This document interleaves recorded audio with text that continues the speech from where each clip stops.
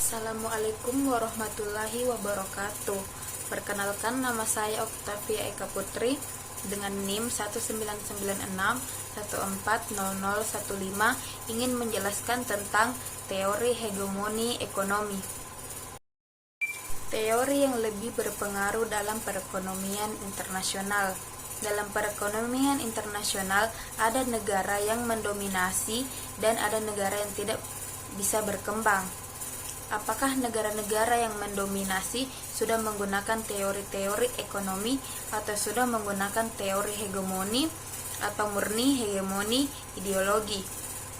Amerika, Asia, Cina mendominasi negara perekonomian tetapi memiliki ideologi yang berbeda dan kesamaannya yaitu dengan menganut ekonomi kapitalisme.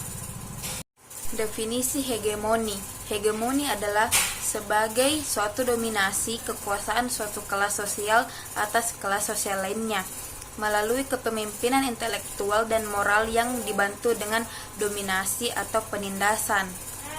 Bisa juga hegemoni didefinisikan sebagai dominasi oleh satu kelompok terhadap kelompok yang lain dengan atau tanpa ancaman kekerasan, sehingga ide-ide yang didiktekan oleh kelompok dominasi terhadap kelompok yang didominasi atau dikuasai diterima sebagai sesuatu yang wajar dan tidak mengekang pikiran.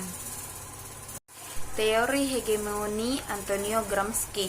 Salah satu aplikasi dari konsep hegemoni Gramsci adalah analisis hubungan internasional dan ekonomi politik internasional. Dalam analisis hubungan internasional yang terpusat pada negara, hegemoni menunjukkan keberadaan dari suatu negara atau sekelompok negara yang dominan dalam sistem internasional. Kehadiran negara hegemon, misalnya Inggris pada abad ke-19 dan Amerika Serikat setelah tahun 1945, menghasilkan pola stabilitas dalam sistem internasional.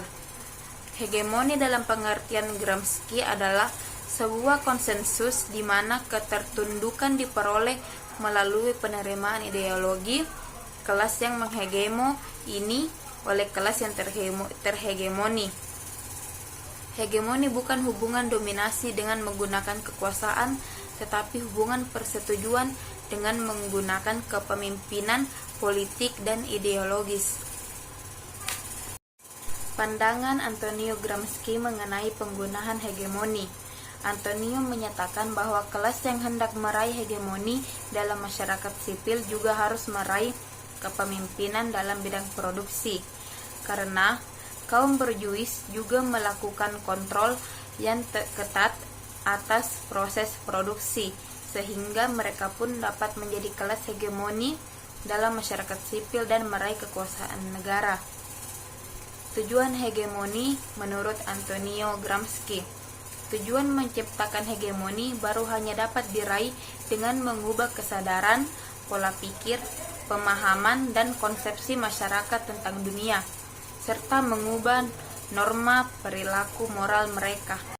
Kebijakan ekonomi internasional Cina. Yang pertama, hegemoni. Yang kedua, produk kompetitif. Yang ketiga, perencanaan jangka panjang. Yang terakhir, stabilitas kepemimpinan. Demikian penjelasan dari saya mengenai teori hegemoni ekonomi. Lebih dan kurangnya mohon dimaafkan. Wassalamualaikum warahmatullahi wabarakatuh.